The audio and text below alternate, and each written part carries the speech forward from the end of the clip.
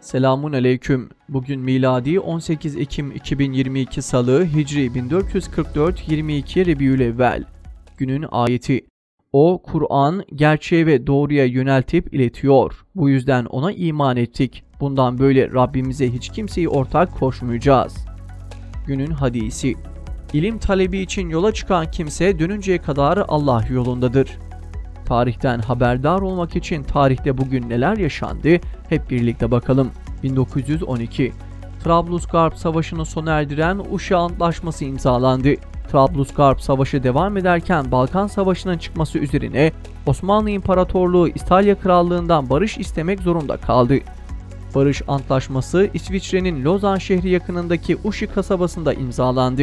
Yapılan antlaşma gereğince Trablusgarp ve Bingazi'ye tam bir özellik tanınırken Osmanlı İmparatorluğu buradaki askerlerini geri çekecekti.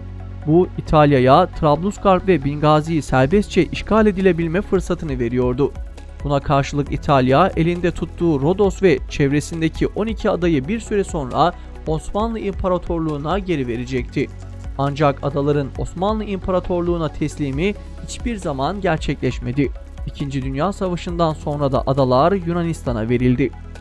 1954 Amerika'da bir şirket transistörlü radyoyu üretti. Böylelikle hem radyoların hacmi oldukça küçüldü hem de açılma hızı arttı. Daha önce ampulle ısındıktan sonra çalışmaya başlayan radyo için artık böyle bir sorun kalmamış, maliyet bir hayli azalıp yaygınlaşması sağlanmıştır. 1974 ABD Başkanı Ford, Amerika Temsilciler Meclisi'nin Türkiye'ye askeri yardımın kesilmesi hakkındaki kararını onayladı.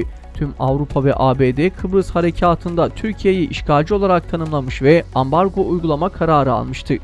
2007 Eski Pakistan Başbakanı Benazir Bhutto, 8 yıllık sürgünün ardından döndüğü ülkesinde bombalı bir saldırıya hedef oldu.